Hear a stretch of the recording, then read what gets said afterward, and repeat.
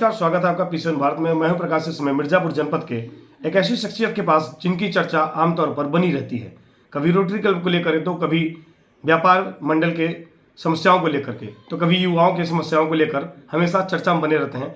मगर इन दिनों चर्चा में जोरदार तरीके से संजय सिंह गहरवार जी का नाम आ रहा है, जो कि बसपा का टिकट मिलने की संभावना जताई जा रही है, ऐसा जनता में शोर है। तो आज हम इनसे जानेंगे कि क्या है पूरा मामला, क्योंकि पूरे जनपद में जिस तरीके से एक शोर मच रहा है संजय सिंह गहरवार संभावित प्रत्याशी के रूप में, क्या है उस पूरे घटना की पूरी सच्चाई। बहुत बहुत स्वागत है सर आपका हमारे चैनल में पीसीएन भारत में, और बहुत बहुत धन्यवाद करना चाहेंगे कि आपने वक्त निकाला हमारे चैनल के इंटरव्यू के लिए। सबसे पहले सर हम जानना चाहेंगे, जिले में एक चर्चा इस समय जोरों पर है कि आपको बसपा का टिकट मिल रहा है सांसदी के लिए मिर्जापुर लोकसभा से, क्या कहना चाहेंगे। आपके माध्यम से मुझे यह जानकारी प्राप्त हुई है कि मिर्जापुर संसदीय क्षेत्र से बहुजन समाज पार्टी के प्रत्याशी, संभावित प्रत्याशी के लिए आपकी चर्चा चल रही है। जहाँ तक मुझे मानना है कि हमारी बहन कुमारी मायावती आदड़िया जो बहुजन समाज पार्टी की सुप्रीमो है, किसको चुनाव लड़ना है किसको नहीं लड़ना है यह आदड़िया बहन जी तय करेंगी। निश्चित तौर पर बहन जी किसी बहुजन समाज पार्टी के कार्यकर्ता को ही चुनाव लड़ाएंगी। जहाँ तक प्रश्न मेरा है, मैं पार्टी का कार्यकर्ता हूँ। अगर आदड़िया बहन जी ने मेरे नाम का विचार किया, मुझ पर भरोसा जताया, तो मैं मिर्जापुर जनपद वासियों को व्यापारी समाज की ओर से, रोटरी क्लब की ओर से, मैं बिना स्नातकोत्तर महाविद्यालय में छात्र संघ का अध्यक्ष रहा, दो बार जिला पंचायत का सदस्य रहा, जिला सहकारी बैंक मिर्जापुर सोनभद्र का डायरेक्टर रहा। मेरा जो भी राजनीतिक यात्रा रहा है, जो मेरे लोगों से संबंध है, मैं उनके घर घर जा कर के बहन जी की नीतियों को समझाऊंगा, बताऊंगा, बहन जी के शासन काल को लोगों को बताऊंगा, बहन जी का जो लॉ एंड ऑर्डर था, बहन जी के शासन काल में जो अपराधी या तो जेल की सलाखों में थे या प्रदेश की सीमाओं के बाहर थे, जो कानून का राज स्थापित बहन जी ने किया था, उसे जन जन तक पहुंचाने का काम करूंगा।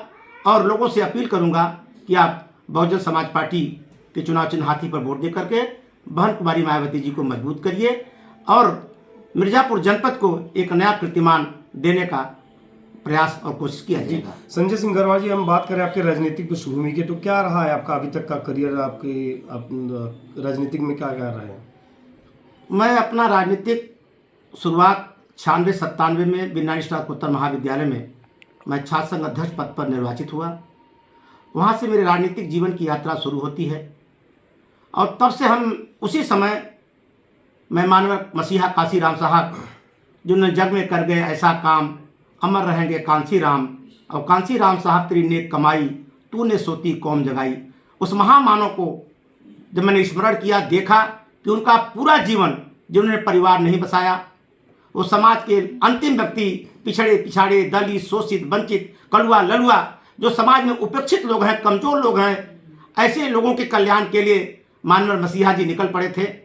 मैं उनसे प्रेरणा लेकर के बहुजन समाज पार्टी की सत्ता ग्रहण किया और तब से आज तक हम 1994 से बहुजन समाज पार्टी की सत्ता ग्रहण किया और 2024 की यह यात्रा अपनी लंबी यात्रा रही।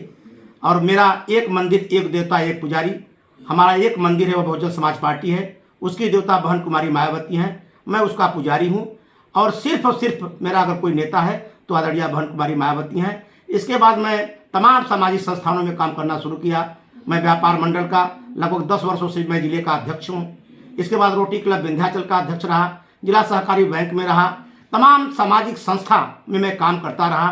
कोरोना काल में 74 दिन तक बिना रुके बिना थके निरंतर मैं सामाजिक कार्यों में व्यस्त रहा। और आगे टिकट मिलना न मिलना यह आदड़िया बहन जी को तय करना है। अगर हमें मिला तो मैं लड़ूंगा, अगर किसी और को आदड़िया बहन जी ने अगर टिकट दिया तो मैं पूरी ईमानदारी निष्ठा के साथ बहन जी के हाथों को मजबूत करूंगा। और निश्चित तौर पर इस बार मिर्जापुर से बहुजन समाज पार्टी का उम्मीदवार जीतेगा। सर, चुनाव में किन मुद्दों को लेकर जाएंगे आप, क्या प्राथमिकता रहेगी पार्टी की। पार्टी की प्राथमिकता रहे, मैं लोगों के बीच में जाऊंगा। बहन जी का जो शासन काल रहा, बहन जी के शासन काल में निश्चित तौर पर मैं दावे के साथ कह सकता हूं कि कानून का राज स्थापित था। पिछली सरकारों में जब उत्तर प्रदेश में समाजवादी पार्टी की सरकार रही, जब लोग व्यापारी अपने घरों से निकलते थे तो हनुमान चालीसा पढ़ करके जाते थे। उन्हें भरोसा नहीं था कि पता नहीं शाम को मेरा बेटा वापस आएगा कि नहीं आया। लेकिन जैसे ही उत्तर प्रदेश में बहन कुमारी मायावती की सरकार बनती है, निश्चित तौर पर अपराधी जेल की सलाखों में गए या प्रदेश की सीमाओं के बाहर गए, कानून का राज स्थापित किया। ऐसा बहन कुमारी मायावती ने उत्तर प्रदेश में वातावरण बनाया। मैं उन्हीं मुद्दों को लेकर के जनता के बीच में, व्यापारियों के बीच में, समाजसेवियों के बीच में, बुद्धिजीवियों के बीच में, सबके बीच में जाऊंगा और बहन जी की नीतियों को जन जन तक पहुंचाने का काम करूंगा। और मुझे आशा है, विश्वास है, क्योंकि बहन जी एक बार नहीं, 2 बार नहीं, 3 नहीं, 4 बार उत्तर प्रदेश की मुख्यमंत्री बनी। उनका शासनकाल बहुत बेमिसाल था, बहुत शानदार था। उसी को लेकर मैं जनता के बीच में जाऊंगा। सर, जैसा कि आपके पार्टी की राष्ट्रीय अध्यक्ष जो हैं वो है बहन कुमारी मायावती जी हैं, तो ऐसे में महिला सुरक्षा को लेकर आपकी क्या प्राथमिकता रहेगी जनपद में? निश्चित तौर पर आपका प्रश्न बहुत ही अच्छा प्रश्न है। लॉ एंड ऑर्डर, कानून व्यवस्था किसी भी राष्ट्र के लिए, किसी भी देश के लिए, प्रदेश के लिए उसकी सर्वोच्च प्राथमिकताएं होती हैं। और नारी सुरक्षा को लेकर के निश्चित तौर पर बहन कुमारी मायावती का जो शासनकाल रहा वह सदियों सदियों तक याद किया जाएगा। निश्चित तौर पर बहन जी ने पुलिस प्रशासन को ऐसी व्यवस्थाएं दी थी, ऐसी छूट दी थी कि जो भी अगर परिंदा पर कहीं अगर बहन बेटियों की तरफ आंख उठाकर देखेगा, उनके खिलाफ कठोर से कठोर कार्रवाई किया जाएगा। और निश्चित तौर पर इतने कठोरतम कार्रवाई किया गया कि बहन जी का शासनकाल महिला सुरक्षा के लिए हमेशा याद किया जाएगा। संजय जी, हम बात करें आज के डेट में सबसे ज़्यादा अगर कोई मुद्दा गर्म है तो वो है रोजगार का। इस वर्तमान समय में रोजगार एक बहुत बड़ा मुद्दा बनता जा रहा है। रोजगार को लेकर क्या करना चाहेंगे आप? देखिए, पूरी तरह उत्तर प्रदेश में नौजवानों को रोजगार नहीं मिल रहा है। जब इस प्रदेश के नौजवान, इस देश के नौजवान देश के मुखिया से, प्रदेश के मुखिया से रोजगार की मांग करते हैं तो कहते हैं हमने मंदिर बनवा दिया।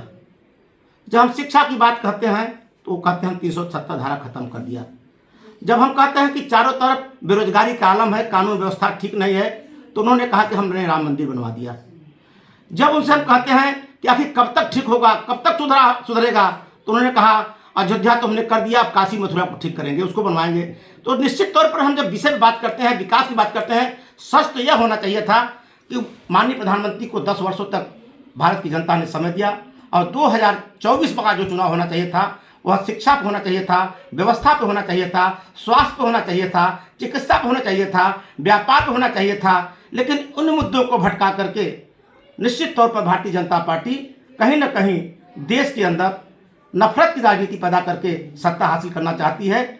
और हमारी नेता जो है वह निश्चित तौर पर हिंदू, मुस्लिम, सिख, ईसाई आपस में सब भाई भाई, हम सिर्फ इंसानियत देखते हैं, मानवता देखते हैं, क्योंकि मानवता का कोई धर्म नहीं होता है, कोई जात नहीं होता है, सिर्फ एक धर्म होता है, इंसानियत। और इंसानियत के आधार पर ही हमारे नेता ने उत्तर प्रदेश में 4 बार न्यायप्रिय शासन किया। उसी न्यायप्रिय शासन को लेकर के हमारे कार्यकर्ता आज भी आशा भरी निगाहों से देख रहे हैं। मुझे आशा है, उम्मीद है कि आने वाले 2024 के चुनाव में जनता एक बार पुनः बहन कुमारी मायावती के हाथों को मजबूत करेगी और बहन जी को इस देश का प्रधानमंत्री बनाने के लिए बसपा के कार्यकर्ता, आम जनमानस, सर्व समाज के लोग कृत संकल्पित हैं। मिर्ज़ापुर की बात करें सर, तो मिर्ज़ापुर में कोरोना काल में भी और अभी कुछ महीने पहले जब डेंगू का प्रकोप आया तो उस वक्त भी काफ़ी पेशेंट यहाँ पर मरे। तो अभी तक कार्डियोलॉजिस्ट का भी कोई इसमें व्यवस्था नहीं है जिला अस्पताल में। स्वास्थ्य को लेके क्या कहना चाहेंगे? स्वास्थ्य व्यवस्थाएं पूरी तरह से चरमरा गई हैं। आम जनमानस निश्चित तौर पर कहीं न कहीं बेहाल है। कोरोना काल में या डेंगू जैसे प्रकोप में जिसे भारतीय जनता पार्टी की सरकार ने झोला छाप डॉक्टर कहा, उन्हीं झोला छाप डॉक्टरों ने लोगों की जानें बचाई। बड़ी संख्या में लोग स्वस्थ होकर अपने घर गए। और मैं यह कह सकता हूँ, दावे के साथ कह सकता हूँ कि सरकारी तंत्र से जो सुविधाएं मिलना चाहिए था वह मिल नहीं पाया। सिर्फ कहने को तो बड़ी बड़ी बिल्डिंगें मिर्ज़ापुर में मंडलीय चिकित्सालय खड़ा किया गया है, लेकिन स्वास्थ्य सेवाओं के नाम पर अगर देखा जाए तो बेहतर इलाज लोगों का नहीं हो पा रहा है। जी, पीतल, हथकरघा और कारपेट उद्योग के लिए मिर्ज़ापुर जाना जाता है। आज के डेट में पूरी तरीके से ध्वस्त हो चुका है, ख़त्म हो चुका है, कहीं दिखता नहीं है। तो क्या अगर हम मान के चलें कि टिकट कंफर्म होने के बाद हो सकता है कि आपकी विजयश्री हो, उसके बाद इससे इन व्यवसायों के लिए, उन उद्योगों के लिए क्या करना चाहेंगे? इन उद्योगों का जो हाल है, जो बद से बदतर हाल है, उसके लिए सरकार की गलत नीतियों के कारण ऐसा हुआ। सरकार ने कभी उद्योग को बढ़ावा नहीं दिया, कभी उद्योगपतियों से, उद्यमियों से, व्यापारियों के साथ कभी बैठकें नहीं की, उनकी मूलभूत समस्याओं पर कभी विचार ही नहीं किया।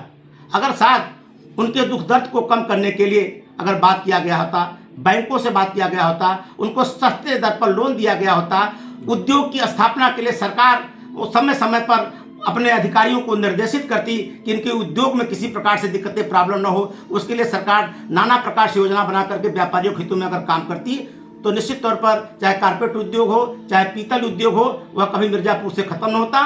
मैं आपको विश्वास दिलाता हूँ कि अगर बहन कुमारी मायावती जी का जो भी प्रत्याशी यहाँ रहेगा, अगर विजयी होता है और बहन जी अगर देश की प्रधानमंत्री बनती है, तो मिर्ज़ापुर की प्राथमिकता के आधार पर यहाँ पर्यटन के क्षेत्र में, शिक्षा के क्षेत्र में, उद्योग के क्षेत्र में इस जनपद को निश्चित तौर पर बढ़ावा मिलेगा।